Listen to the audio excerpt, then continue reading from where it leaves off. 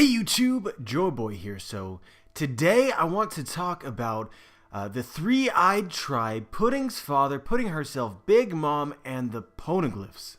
And so this theory is inspired by ideas that were sent to me by Flipper26 on Oro Jackson. And so guys, let's begin. And let's first start off here, which is that in order for someone to become the Pirate King and find Raftel, there is one thing that is more important than pretty much anything else, and that is the ability to be able to read the poneglyphs. You're not finding Raftel if you cannot interpret the poneglyphs, or you don't have a friend who can interpret them for you.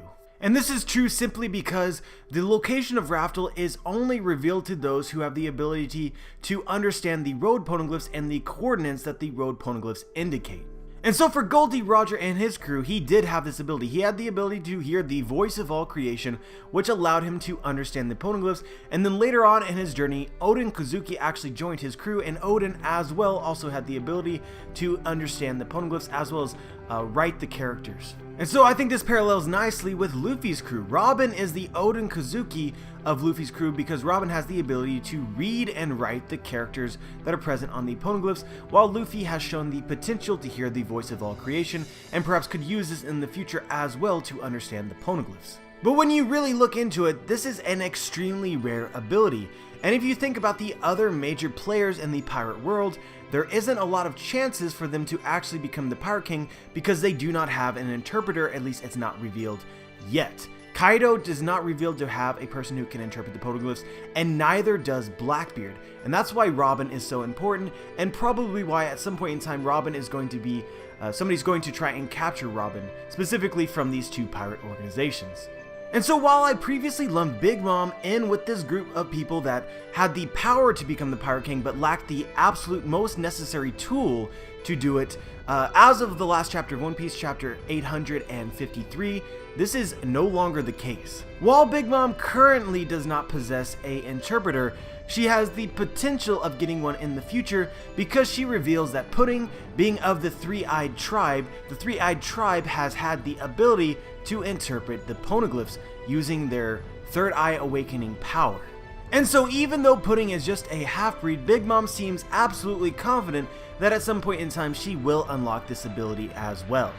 And so the introduction of the three-eyed tribe in general offers up a whole new scenario of potential for people who could potentially lead someone to Raftel and lead them to becoming the Pirate King.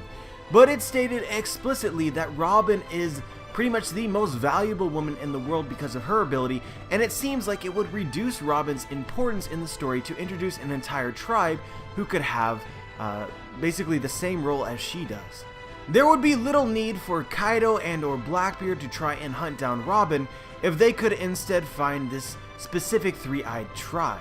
And so guys, this has very little backing or evidence, but I think from this, it's very easy to believe that the three-eyed tribe, while they may have existed in the very recent past, are now a thing of the past. Nekomamushi seems certain that the big players in the world will go after Robin, and so this gives Robin a sense of uniqueness.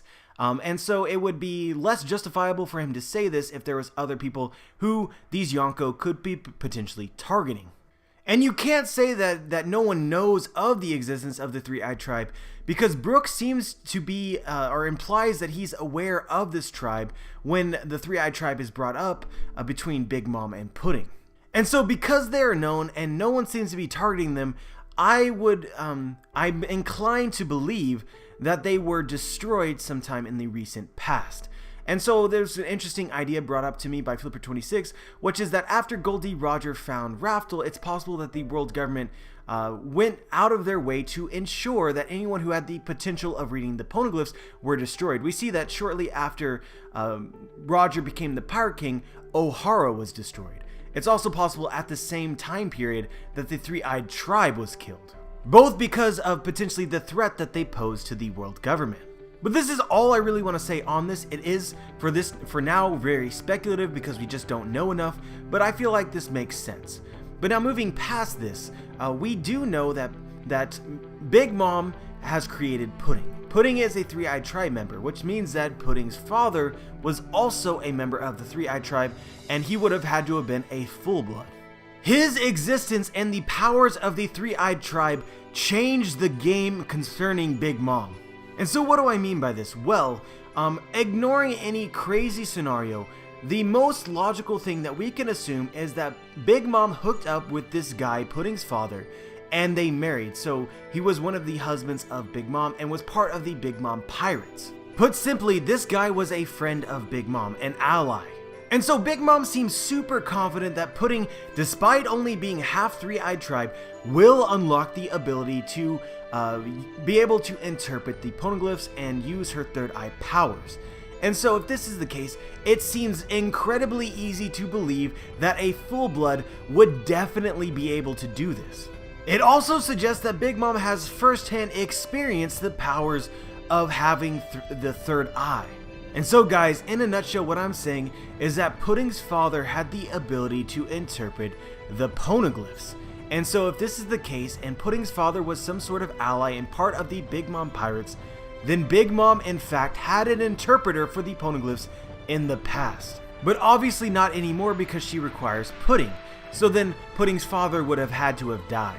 But going back to the poneglyphs, it's pretty much implied based on the last chapter where Big Mom essentially stated that Roger came into her territory and stole a copy of her road poneglyph, that she has had this road poneglyph for a very long time. And if she also at any point in the recent past has had an interpreter, then it's almost would then be confirmed that Big Mom has in fact read her own road poneglyph.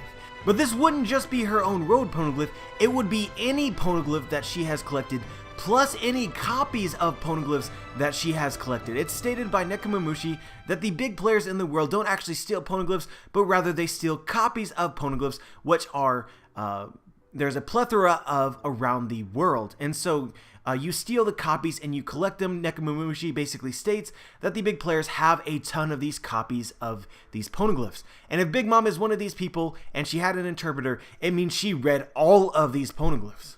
And so guys, Big Mom has implied on several occasions that she is very close to becoming the Pirate King. And so just how true is this? And put simply guys, I think that this could be very true. We learned from Nekomamushi that people do not normally steal the hard copies of the poneglyphs. They actually prefer to steal the fish prints of the poneglyphs that are common throughout the world. And Nekomamushi also states that there are 3 road poneglyphs that's locations are known to the world, and 1 road poneglyph whose location is unknown. And I'm going to be frank with you guys, I believe that Big Mom has at the very least read 2 road poneglyphs. One obviously she possesses, and the one on Zoe would be very easy for her to obtain a copy of. She is friends with minks, she has subordinates who are minks, and I really see no situation in which it's likely for Big Mom to not have ravaged Zoe if they were hiding the poneglyph from her. She should know that it's there, and honestly I believe that she has already obtained its copy. And so in a conversation with these Straw Hats, Big Mom basically implied that if the marriage that was planned between Lola and another group had gone through, Big Mom would have been able to crush her rivals Kaido, Whitebeard, and Shanks, and then by this point in time would have already become the Pirate King.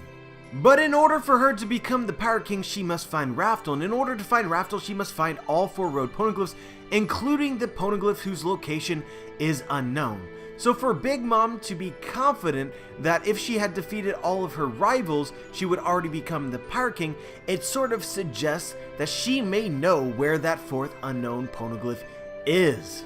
Big Mom is the intel queen of the pirate world. For me, it would make a ton of sense if Big Mom knew things that other people didn't. It's also highly implied that Big Mom has been around pretty much longer than anyone else, and so she has been around perhaps long enough to have found that poneglyph that no one else could find aside from Goldie Roger. And so with this being stated, it seems very possible that the one thing that stopped her from becoming the Pirate King all those years ago with Lola and her arranged marriage was possibly the poneglyph that is currently in Kaido's possession.